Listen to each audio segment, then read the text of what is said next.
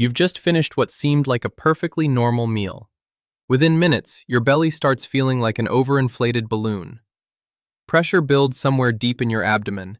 Your clothes suddenly feel 2 sizes too small. You shift in your seat, hoping the discomfort will magically disappear, but instead it intensifies with each passing minute. Here's something most people never think to do, but try it right this second. Place your hand flat against your lower belly, just beneath your belly button. Press down gently but firmly. Does it feel unusually firm? Maybe even tender in certain spots? That hardness you're feeling isn't extra weight or bloating from water retention. That's accumulated gas literally stuck inside your digestive system, unable to find its way out. What I'm about to share with you comes from decades of clinical practice, studying digestive health in aging populations. Dr. Andree has developed a targeted 4-movement protocol that mechanically forces trapped gas to move through and exit your system. These aren't stretches or breathing exercises. These are specific physical interventions that create pressure changes inside your abdomen, literally pushing the gas along the path it needs to travel. And here's what makes this particularly urgent for anyone over 60. This isn't just about temporary relief. You can begin these movements right where you're sitting, standing, or lying down. Within the next few minutes, many of you will experience a noticeable shift in how your stomach feels. Before we go any further, let me know you're here with us. Drop a comment telling me which city or country you're watching from. Are you dealing with this issue daily, or does it catch you by surprise after certain meals? Your stories help others realize they're not alone in this struggle. Now, here's where most people get their understanding of bloating completely wrong. The common assumption is that this discomfort comes entirely from what you're eating. People eliminate dairy, they avoid bread, they remove vegetables like broccoli and beans from their diet entirely. While food sensitivities definitely exist for some individuals, Dr. Andree's research reveals something that fundamentally changes this conversation for the majority of people over 60. The real culprit isn't primarily about what's entering your digestive system. The core problem is what's failing to exit efficiently. Your digestive tract operates through something called peristalsis. Think of it as a wave-like muscular contraction that continuously pushes everything forward, from your stomach through your intestines, and eventually out of your body. When you're in your 20s, 30s, even your 40s, these contractions happen frequently and with considerable force. Your gut processes meals efficiently, moving food and gas through at a steady pace. But after 60, something significant changes. The frequency of these contractions decreases. The strength of each wave diminishes. Food that used to move through your system in a matter of hours now sits for extended periods. As food sits longer, fermentation increases. Gas production multiplies. But here's the critical part. It's not that your body is suddenly producing dramatically more gas. The gas is simply not moving forward the way it used to. Your digestive system has become sluggish, almost lazy in how it processes what you consume.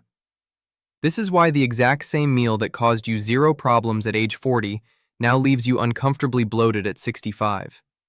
Your body hasn't developed a sudden intolerance. Your digestive mechanics have fundamentally slowed down. So what can actually be done about this?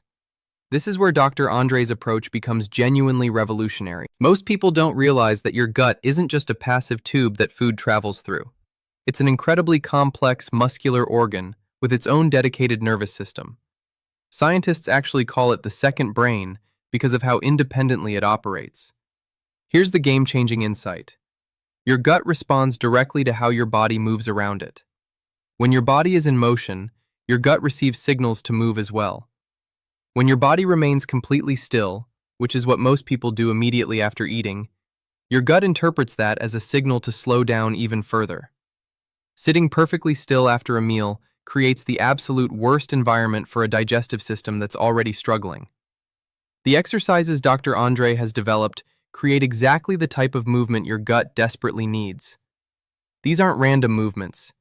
Each one targets specific sections of your intestinal tract, creating mechanical pressure that physically forces gas to move forward. The effects begin immediately, not hours later.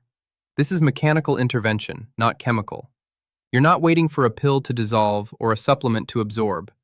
Movement creates instant response. Let's start with the first intervention. We begin with something deceptively simple, marching in place. Before you dismiss this as too basic to be effective, understand what's happening inside your abdomen during this movement.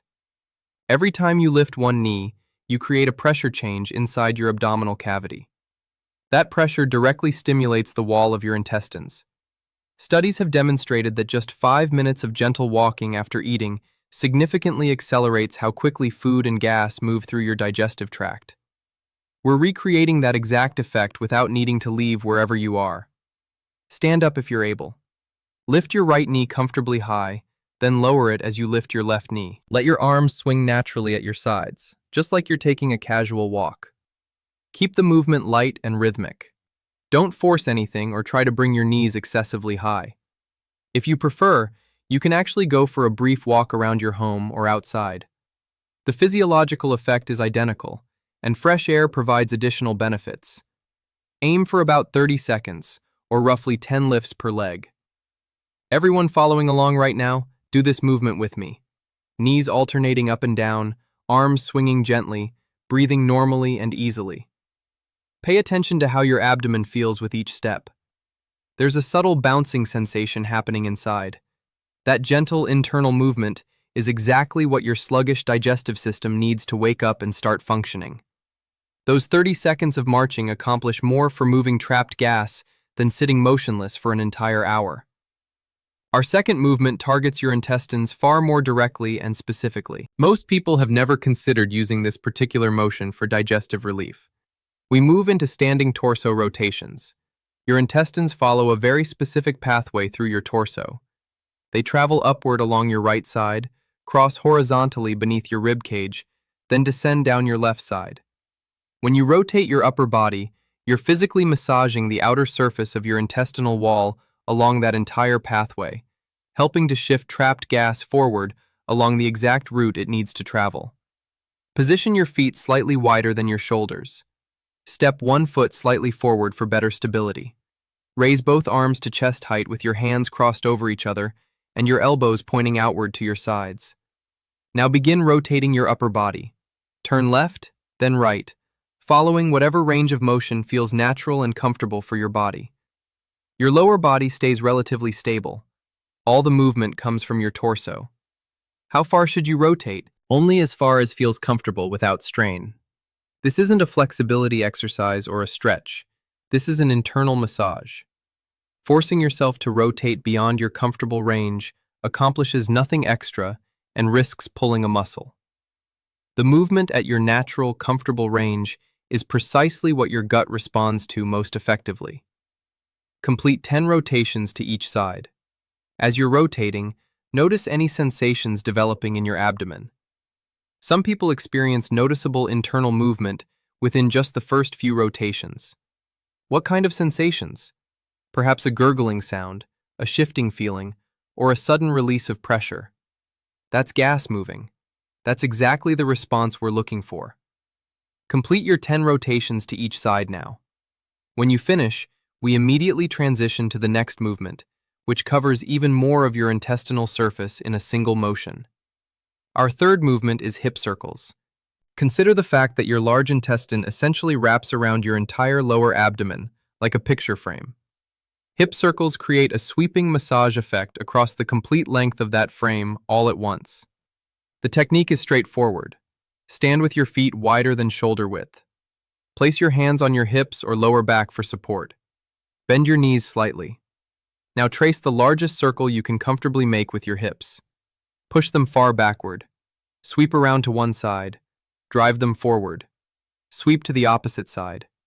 Make the movement as exaggerated as comfortable. The bigger your circle, the more intestinal surface area gets stimulated and massaged. Complete 10 circles moving clockwise, then 10 circles counterclockwise.